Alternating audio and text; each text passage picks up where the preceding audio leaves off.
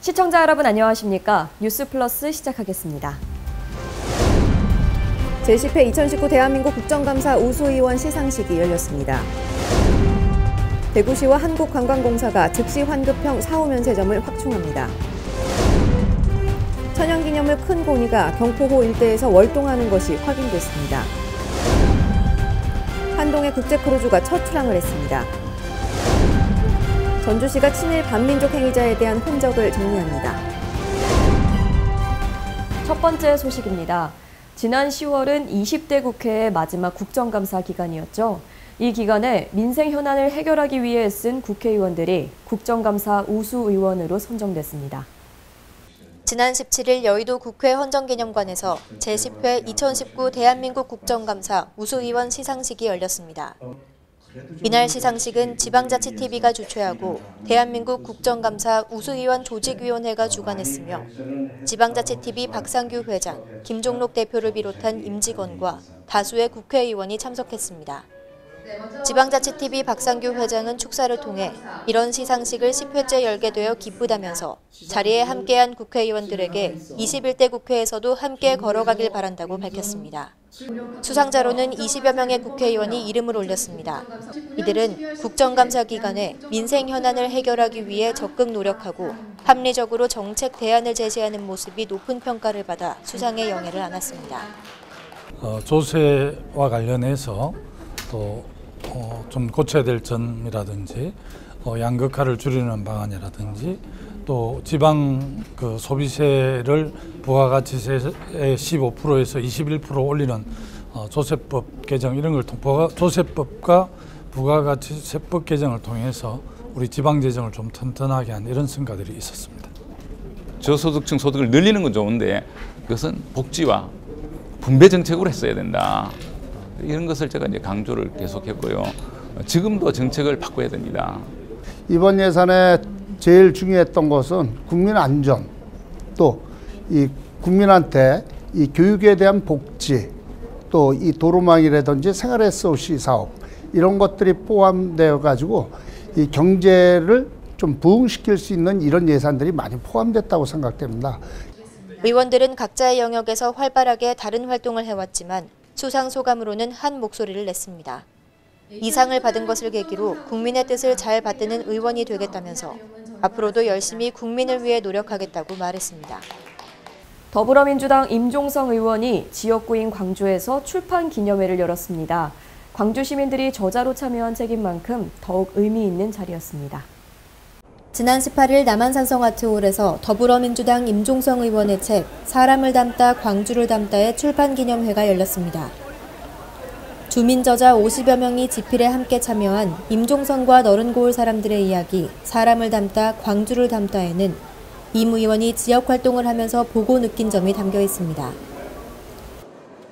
사람 냄새 나는 이 사람 사는 세상 이야기, 쉽게 해서 강주에 사는 이 여성들이 살아가면서 본인이 느낀 점 이런 것들을 썼고요. 또한 저는 강주 시민을 다양하게 만나면서 이 삶의 애환이나 또는 그분들의 이 꿈. 또한 더불어민주당 여성위원회 위원들, 지역의 학생들과 예술인들이 모여 공감대를 형성하고 진솔한 이야기를 책에 담았습니다. 여성들이 쉽게 사회생활을 하면서도 이런 단체 생활을 하기가 쉽지가 않잖아요. 근데 이제 이렇게 단체 생활을 하면서 소소한 이야기들을 또 알아가고 또 정치라는 것을 잘 몰랐는데 지금은 이제 정치에 조금은 이제 눈이 띄어지고 귀가 열리는 것 같아요. 북콘서트 형식으로 진행된 이번 행사는 광주시 청소년 오케스트라의 공연으로 문을 열었는데요. 청학동 김봉곤 훈장의 딸 김다현 양이 애국가를 불러 큰 박수를 받았습니다.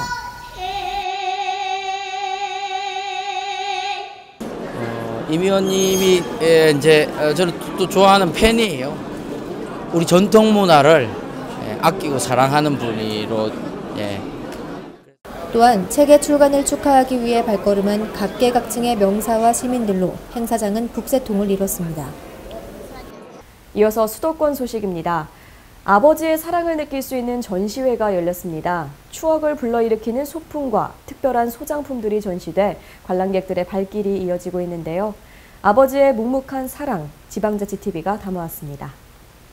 하나님의 교회 세계복음선교협회는 관악구 하나님의 교회에서 진심 아버지를 읽다 전시회를 열고 있습니다.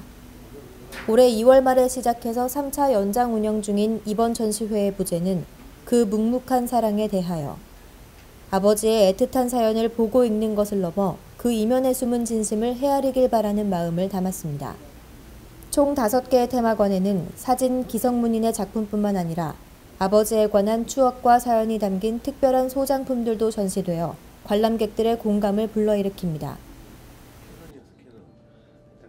사랑 가운데 그 부모님 사랑이 또 제일이지 않습니까? 저희는 이렇게 어머니전을 통해서 지금 80회 진행하고 있는데요. 전국에 지금 관람객이 80만 명 다녀가셨고 후속 전시로 많은 분들이 이렇게 아버지전도 해달라고 하셔가지고 아버지전은 무료로 관람할 수 있으며 서울과 부산에 이어 전시 지역을 확대할 예정입니다. 지난 22일 제주도 캠퍼트리 호텔에서 지방자치TV 제주총국의 개국 행사가 열렸습니다. 이날 행사에는 지방자치TV 박상규 회장을 비롯한 임직원과 국회의원, 주 제주 중국 총영사 등 200여 명이 참석해 자리를 빛냈습니다. 박상규 회장은 환영사를 통해 제주총국이 개국해 감회가 새롭다면서 앞으로 제주총국이 전국에 발빠르게 소식을 전하리라 믿는다고 밝혔습니다. 67만 제주도민의 손과 대고 귀가 되고 그리고 입이 되어 전국에 발빠르게 소식을 전하는 제주총국이 되리라 믿습니다. 제주총국의 개국을 축하하기 위해 발걸음한 의원들은 축하와 응원의 메시지를 전했습니다. 제주도는 특히 특별자치도로 출범해서 지방자치와 관련돼서 다른 어느 시도보다도 풍부한 경험을 갖고 있습니다. 이런 제주자치도의 지방자치TV 개국은 매우 큰 의미를 갖고 있다고 생각하고요. 우리 지역의 제주에 많은 소식들을 전해주시기 바랍니다. 화이팅! 제주의 지방자치의 발전은 물론이고 지방분권의 큰 발전을 위해서 큰 역할을 해주실 것을 기대하면서 거듭 축하의 말씀을 드립니다. 원희룡 제주도지사는 축전으로 인사를 대신했습니다. 오늘 개국한 지방자치TV 제주총국이 도정과 도민을 하나로 잇는 가교가 되어주시길 바랍니다. 지방자치TV 파이팅! 축사가 끝난 후 박상규 회장은 박진희 제주총국장에게 정기를 건네고 이어 임명장을 수여했습니다.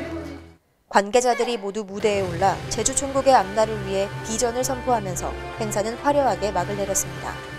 앞으로 제주의 더 큰 제주, 더 희망찬 제주를 위해 우리 제주총국은 열심히 달려갈 것입니다. 나눔과 문화를 선도하고 제주도의 경제 문화 소통의 활성화를 이루게 하는 제주 정책의 창구 역할을 기능을 다하겠습니다. 감사합니다.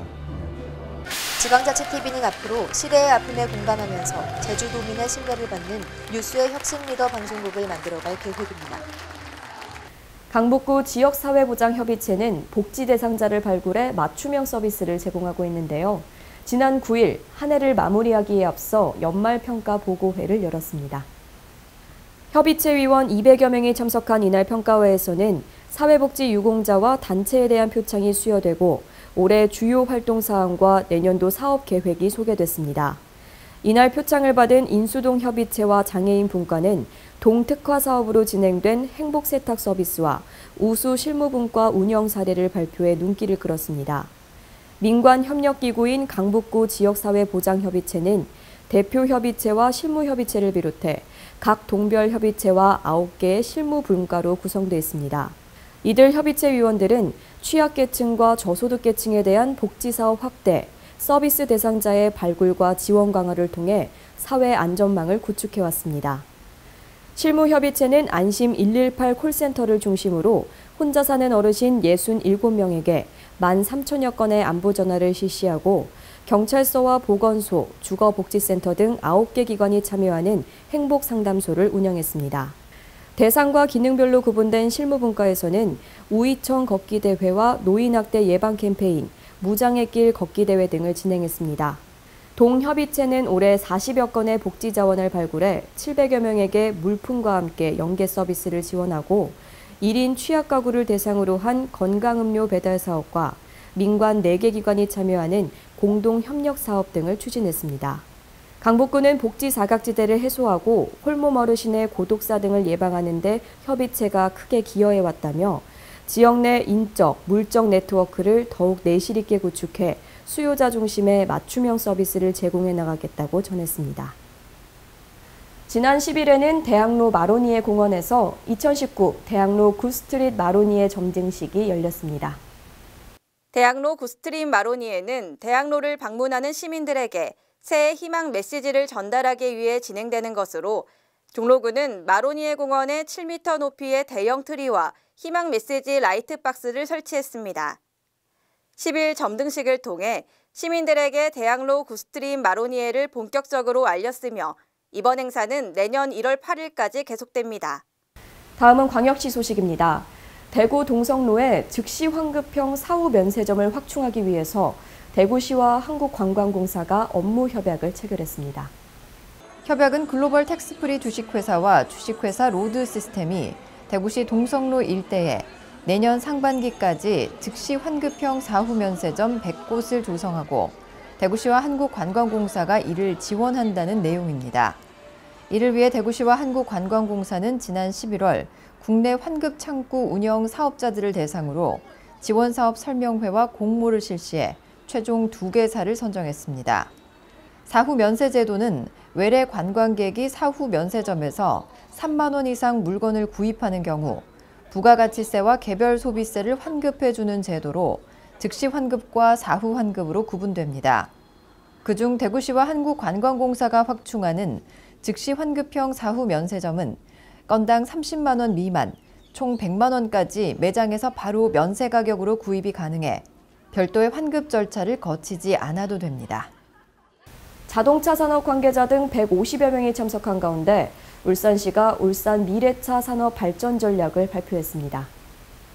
발전 전략은 2030 미래자동차 글로벌 선도도시 울산의 비전으로 미래차 혁신 성장 생태계 육성, 친환경차 글로벌 경쟁력 확보와 자율주행차 상용화 기술 선도 등 3대 전략과 10대 프로젝트로 구성됐습니다.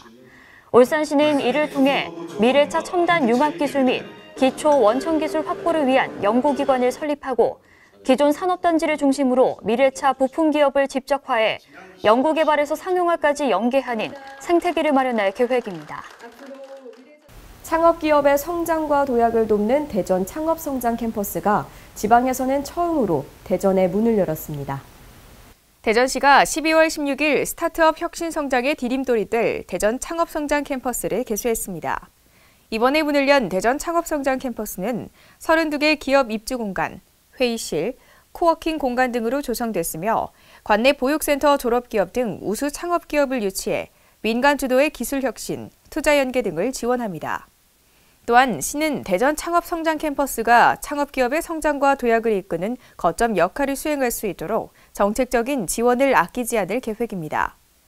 한편 대전시는 민선 7기 출범과 함께 창업기업 2,000개 육성을 위해 유성 궁동, 어운동 일원의 스타트업 파크, 중앙로 일원의 소셜벤처 특화거리 등 권역별 스타트업 타운을 조성 중입니다.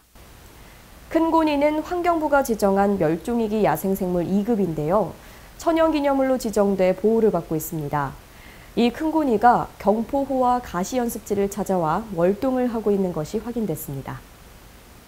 경포 가시연습지 생태하천 복원 사업의 기대종이기도 한 큰고니는 생태 복원 사업이 마무리된 2014년부터 경포호를 중심으로 매년 50여 개체가 우리 지역에서 월동하는 모습이 지속적으로 관찰되고 있습니다. 큰고니는 10월 말부터 다음 해 3월 말까지 우리나라에 머무는 가장 큰 겨울 철새입니다.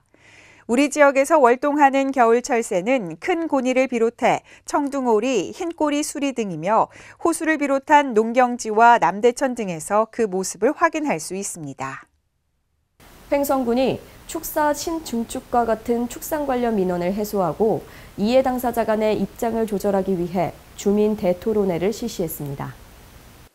지난 11일 횡성군청 회의실에서는 축산 생산자 단체와 인허가 단체, 관계공무원, 시민단체 등이 참석한 가운데 가축 사육 제한에 관한 조례 개정 요구에 대한 토론회가 열렸습니다. 최근 축사 악취 등으로부터 환경권 보장을 요구하는 입장과 개인 생계 유지 차원의 재산권 보장에 대한 양측의 주장이 양립되면서 주민 갈등의 원인으로 지목되고 있는데요. 이런 가운데 서로 간 이해와 공감의 계기가 절실해진 만큼 군은 이번 토론회를 통해 축산 관련 단체 간 다양한 의견을 수렴하고 지속적인 대화와 타협을 통해 상생 방안을 적극 모색해 나갈 계획입니다. 반려동물과 말이 통하지 않아 전문관리사의 도움을 받는 사람이 늘고 있습니다. 평창에서는 반려동물 테마파크를 조성하는 동시에 테마파크에서 일할 전문관리사 양성교육을 지난 10일에 개강했습니다.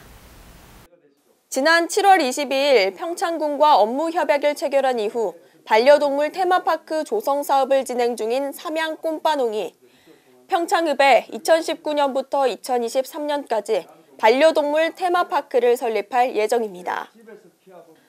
아울러 평창 삼양 꼼빠농은 향후 테마파크 내 반려동물 브리딩 센터에서 근무할 반려견 전문관리사 양성을 위해 교육과정을 개설하고 지난달 22일까지 지역 주민을 대상으로 교육생을 모집했습니다. 반려견 관리사 교육은 매주 4일 동안 4시간씩 6개월간 진행되며 총 64명의 교육생 중 반려견 관리사로 30명을 채용할 계획입니다. 정부가 K-뷰티 미래 화장품 산업 육성 방안을 확정했습니다. K-뷰티 화장품 산업에 대한 육성 계획이 발표되면서 오송의 역할이 주목될 전망입니다. 정부와 지난 5일 K-뷰티 산업의 국제 경쟁력을 지속 강화하기 위한 관계부처 합동 지원 방안을 발표했습니다. 세계 시장에서 다국적 기업과 경쟁이 심화되고 최대 수출국인 중국 현지 기업의 약진이 두드러지는 상황에서 새롭게 경쟁력을 키우겠다는 취지입니다. 정부는 이를 위해 개별 부처 단위로 분산됐던 화장품 산업 지원 정책을 범정부 차원에서 유기적으로 연계 고도화합니다. 특히 화장품 산업 기초 소재와 신기술 연구 개발을 확대하고 제조자 표기 의무 삭제 등 규제 혁신에 나섭니다. 우리 화장품 산업이 돌풍을 일으키고 있습니다. 이른바 K-뷰티 돌풍입니다. 지난해 화장품 수출액이 62억 달러를 넘어서며 세계 4위에 올랐습니다. 그런 급성장은 아이디어와 기술력에 힘입은 바 큽니다. 트렌드와 품질에 대한 우리 소비자들의 높은 안목도 기여했습니다. 한류 영향도 더해졌을 것입니다. 우리는 화장품 산업을 더 발전시켜 단기간에 3위 수출국으로 도약할 것입니다. 정부의 화장품 뷰티 산업 육성 계획에 따라 충북 청주 오송에 역할도 부각될 전망입니다. 오송은 충청북도가 바이오와 화장품 뷰티 산업을 육성하는 거점 지역으로 정부 방침의 파급 효과에 관심이 높아지고 있습니다. 특히 정부가 국가 차원의 대규모 박람회 신설을 논의하기로 하면서 오송에서 열리는 엑스포에도 영향이 불가피할 전망입니다. 또한 정부는 화장품 생산과 신기술 연구개발, 뷰티 서비스를 포함한 전문 교육 등이 한 곳에서 이뤄질 수 있는 K-뷰티 클러스터를 구축할 계획으로 이를 오송에서 유치하는 것이 충북도의 새 과제가 될 전망입니다. 우리나라의 문화관광을 해설을 통해 적극 알리는 분들이 있습니다. 바로 문화관광 해설사인데요. 보령시는 한국문화관광 해설사 전국대회를 개최했습니다.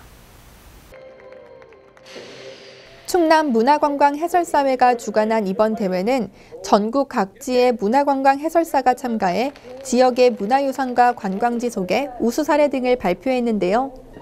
행사 첫날에는 문화관광 해설 유공자 표창과 특별 강연, 축하 공연 등이 열렸고 다음 날에는 보령의 대표 관광지를 둘러보고 전통시장에서 장보기 행사를 가졌습니다. 특히 이번 대회는 보령의 해양문화관광자원과 2022년 개최되는 보령 해양머드 박람회의 인지도와 홍보를 높이는 데 기여했습니다. 충남 음악창작소에서 연말연시를 맞아 지역 뮤지션들과 함께 즐기는 블루문 라이브 공연이 열려 시민들의 큰 호응을 얻었습니다. 충남 음악창작소는 지역 기반 신예 뮤지션을 발굴해 음반 제작 지원을 지원하는 I am a 뮤지션을 추진하고 있는데요. 이번 공연은 그동안 발굴한 지역 뮤지션들을 알리고 시민들이 가까이서 쉽게 공연 문화를 즐길 수 있도록 하기 위해 마련됐습니다. 이번 공연에는 지역 뮤지션 12팀이 출연해 관객들에게 낭만 가득한 라이브 공연을 선사했으며 공연을 보기 위해 모인 시민들은 큰 박수와 환호로 즐겁게 공연을 관람했습니다. 한편 문화체육관광부 공모사업으로 선정돼 지난 2017년 개소한 충남음악창작소는 공연장, 레코딩 스튜디오, 연습실 등의 시설을 갖추고 지역 대중음악 산업화를 위한 음반, 공연 제작 지원 사업 등 지역 인디 뮤지션의 활발한 창작 활동을 돕고 있습니다. 다음은 경상도 소식입니다. 경남도는 양산과 창원, 진주, 김해 등 인구 30만 이상의 4개 시를 미세먼지 비상 저감 조치 발령 시 중점 단속 지역으로 선정했습니다. 양산시는 사업비 8,400만 원을 들여 운행 제한 단속 시스템을 구축하기로 하고 고속도로 나들목 입구와 공단 부근 등 6곳에 12개의 단속 카메라를 설치할 예정입니다.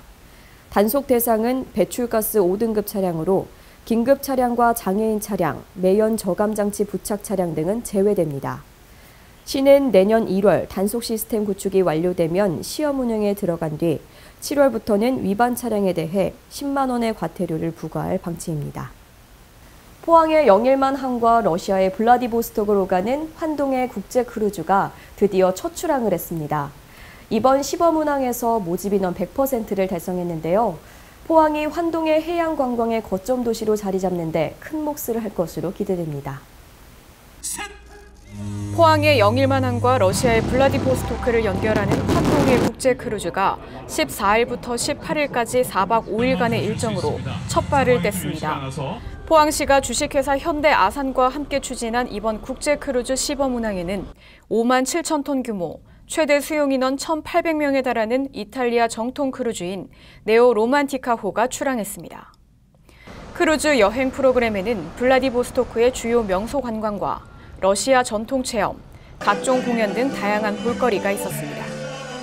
포항시는 이번 시범 운항으로 영일만 항의 가능성을 검증하는 한편 수속 절차의 불편사항 파악을 비롯해 시설 보안 사항을 꼼꼼하게 점검하고 국제 크루즈 사업을 본격적으로 추진합니다. 또 포항시는 국제 크루즈 운항을 통해 민간 교류와 함께 활발한 경제 교류가 이루어질 수 있도록 하고 다음 해부터는 포항과 러시아는 물론 일본을 연결하는 환동의 국제 크루즈 삼각벨트를 구축하도록 점진적인 준비에 만전을 기하고 있습니다. 한편 이번 운항에는 1,200명이 넘는 관광객이 모여 모집 인원 100%를 달성했으며 수도권 등 타 지역 여행객들의 참가율이 높아 지역 경제 활성화에도 도움이 될 것으로 예상하고 있습니다. 이에 따라 포항시는 주변 지자체와 긴밀한 협의를 통해 다양한 관광 코스를 개발하는 한편 지역 상권을 연계한 관광 상품 개발에도 행정력을 집중할 계획입니다. 전라도 소식입니다. 이낙연 국무총리가 군산을 방문했습니다. 이 총리는 이날 방문을 통해 군산의 새로운 경제 토대 마련에 대한 의지를 전했습니다. 이낙연 국무총리가 군산 지역을 방문해 군산의 경제 토대 마련에 집적화 추진 의지를 밝혔습니다. 군산 자동차 융합기술원을 방문해 간담회를 가진 이낙연 총리는 고용 산업 위기 지역 지정 이후 군산 지역의 위기 극복 대책 진행 상황을 다시 점검하고 군산 경제의 활성화 방안을 논의했습니다. 이 총리는 이날 간담회에서 군산의 새로운 경제 토대가 될 수 있도록 정부도 예타 면제, 규제 특구, 군산형 일자리 등의 계획이 집적되게 했다고 말했습니다. 송하진 전라북도지사는 산업위기 극복과 생태계 조성이 단기간에 이뤄질 수 없는 과제라는 점과 특히 상대적 낙후에 오래 놓여 있던 전북에는 더욱 쉽지 않은 일이라는 점에 대해 오늘 방문이 전북의 혁신 역량을 키우고 지역 기업인들에게 좀 더 실질적인 지원과 도움을 줄 수 있는 기회로 이어지길 진심으로 바란다고 말했습니다. 지금까지 전북에서 강석훈이었습니다. 전주시가 본격적으로 친일 반민족 행위자에 대한 흔적을 지우기 시작했습니다. 전주시청과 시청 홈페이지에 남아있는 친일 행위자에 대한 기록을 모두 삭제합니다. 전주시가 시청 곳곳에 남아있는 초대 시장 임병옥과 1950년 5월부터 11월까지 3대 시장을 지낸 임춘성의 흔적을 모두 지우기로 했습니다. 이에 따라 시는 양 시장의 기록이 담긴 시청 홈페이지 기록과 역대 시장이 걸린 4층 회의실의 액자와 사진을 철거했습니다. 또한 민족문제연구소의 의견을 수용해 홈페이지 사진과 액자의 사진을 치우고 그 자리에 친일 반민족 행위자라는 문구로 변경하게 됩니다. 민족문제연구소가 발간한 친일 인명사전에 따르면 임병옥 씨는 1937년부터 1940년까지 중일전쟁과 관련한 영화회와 강연회 등을 통해 일본 국방사상을 시민들에게 퍼뜨렸습니다. 전주시 관계자는 시와 시민들이 평생 아픈 기억을 잊지 않도록 사진에 친일 반민족 행위자라는 글씨를 써넣을 것이라고 전했습니다. 지금까지 전북에서 강석훈이었습니다. 많은 아이들이 놀이터에 시계가 없어 불편함을 느낀다는데요. 전주시는 아동정책의 일환으로 놀이터 시계를 설치했습니다. 전주시와 한국전기안전공사 세이브 더 칠드런이 서신동 선수촌공원에서 전주 지역 제1호 놀이터 시계 설치를 기념하는 행사를 가졌습니다. 이번 사업은 지난 2017년 전주 지역 160개의 놀이터에 대해 전수조사를 실시한 놀이환경 진단 프로젝트를 통해 실제로 놀이터를 이용하는 아이들의 목소리에서 시작됐습니다. 실제 참여 아동들은 욕구조사 결과 응답자의 80% 이상이 놀이터에 시계가 없어서 불편하고 학원이나 약속 시간에 늦을 때가 많다고 답변해 놀이터 시계 부재로 인해 발생하는 문제점을 해결하기 위한 정책을 제안했습니다. 시와 한국전기안전공사는 향후에도 상호 협력을 바탕으로 아동의 놀거리를 위한 다양한 사업을 전개하는 등 지속 가능한 아동 정책을 추진할 방침입니다. 전주시 관계자는 이날 앞으로도 아이들이 많은 시간을 보내는 학교와 집 앞 놀이터 등에 아이들의 생각이 반영된 놀이공간을 늘려 행복하게 성장할 수 있도록 노력할 것이라고 말했습니다. 지금까지 전북에서 강석훈이었습니다.